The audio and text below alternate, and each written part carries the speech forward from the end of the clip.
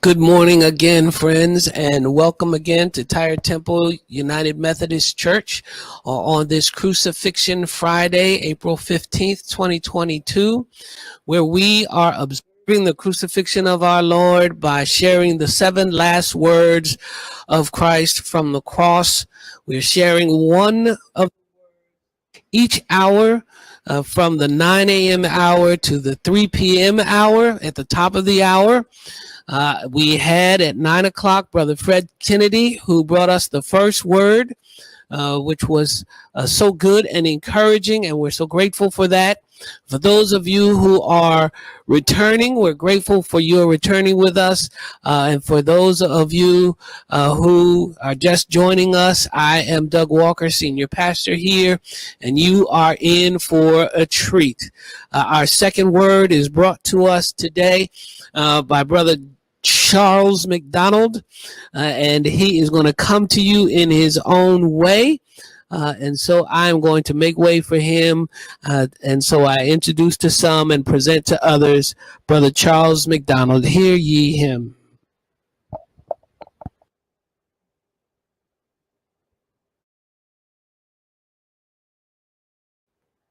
Good morning. My name is Charles J. McDonald. I'm one of the lay leaders here at Tired Temple United Methodist Church. And first, I would like to thank Reverend Douglas Walker for this opportunity to bring to you one of the scriptures on this Good Friday of Jesus during the last few hours of his life while he was on the cross. If you like to follow, that scripture is Luke 23, verse 43.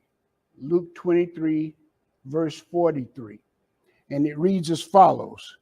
And Jesus said unto him, Verily, say unto thee, today shalt thou be with me in paradise. Okay, now, to get a better understanding of that, let's go back a few hours earlier. Okay, let's set the stage for that because it's imperative that we know what happened earlier during that time. Now, Jesus was a person who had risen to a level in the Jewish community that was so high, it was thought by some that he had started to become or had become at a higher level than the Jewish religious leaders, especially more popular with Herod and also Pilate, who was the governing body at that time for Caesar in Rome. Now, one thing Caesar did when he talked to Pilate, he said, listen, is Passover's coming up, and I don't want any trouble whatsoever out of those Jewish people. So I'm charging you with keeping total control. Now, if you can't do that, then it's going to be on you. So Pilate was already shaking in his boots. And what had happened, the Jewish soldiers, along with the Roman soldiers, had arrested Jesus. The Jewish people figure, hey, we better do something right now. This is getting out of our hand. We're losing control. So they brought Jesus in front of Pilate, and they said, listen, this guy is causing riots in the community. He's causing an uproar in the community. It's harder for us to do our job, with our people.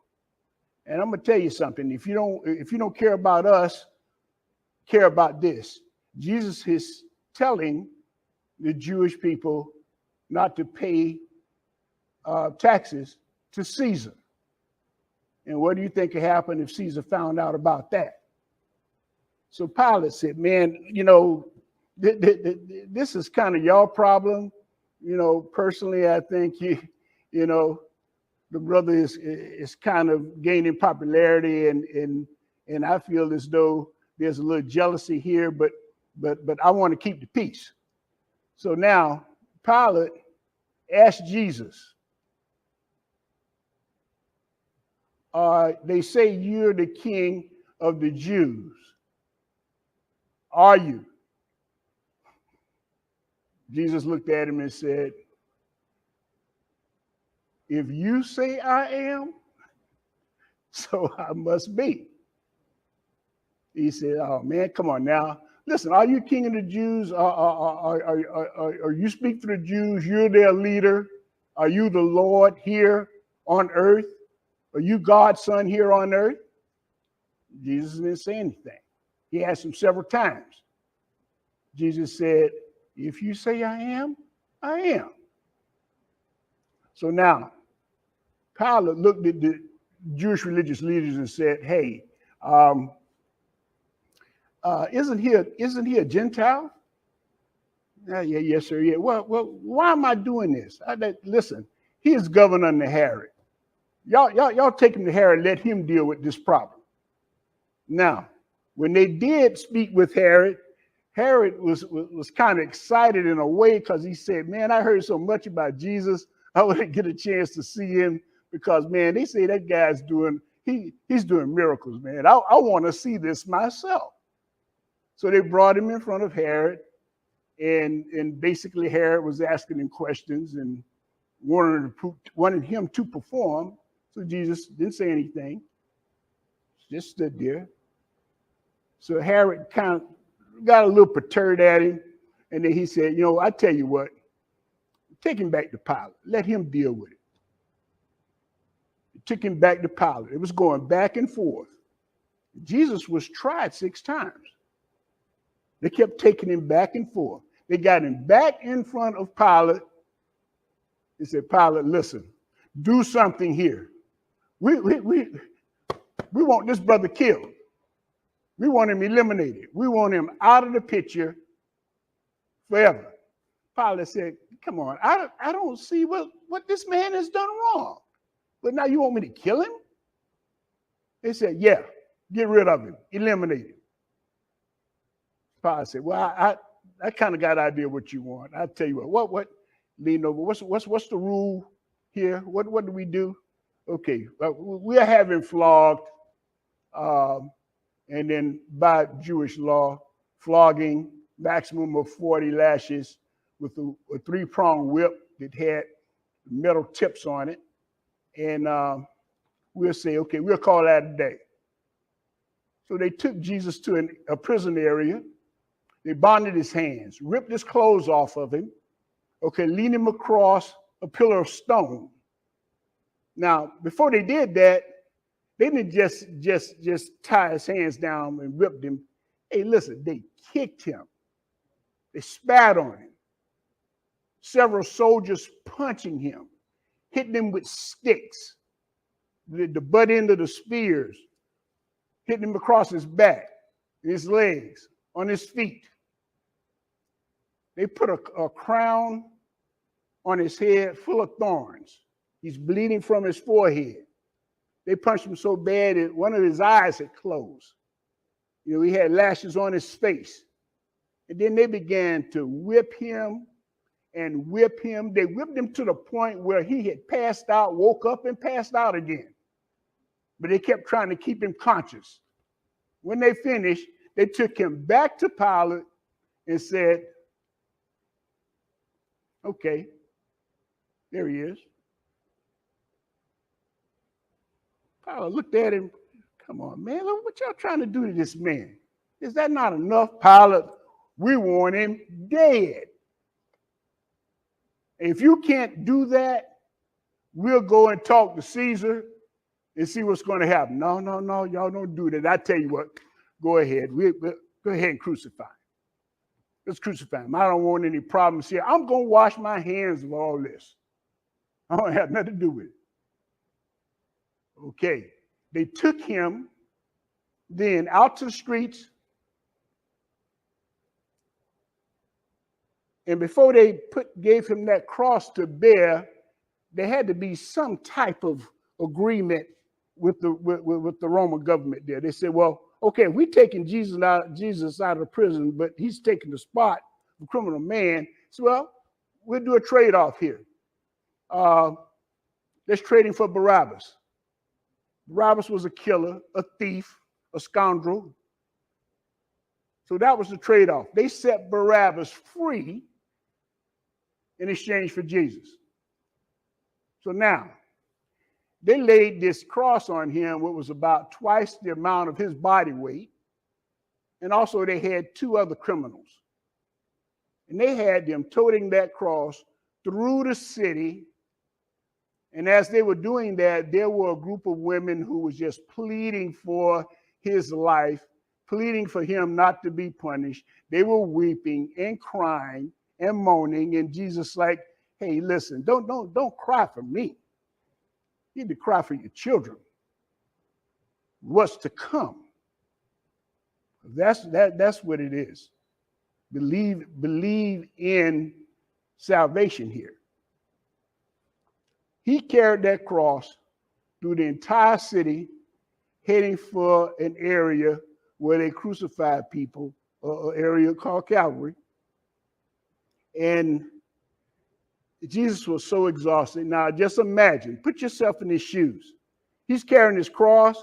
It's so heavy, and he's doing it after he had been physically punished by things that devices and a punishment that was devised by ultimate criminals in the Jewish community. He couldn't make the trip. They grabbed a guy to finish carrying that cross for him. A guy had just showed up in that area. When they got there to Mount Calvary, they laid that cross down and they stretched Jesus out over the cross. And they took spikes and they nailed those spikes in his hand onto that cross. They took his feet, folded them on top of each other, nailed spikes down in his feet. And then they put that cross in a hole that stood him upright. Now, his body weight's hanging. He's bleeding. He's hurt. He's beyond crying. His mother is there crying for her son.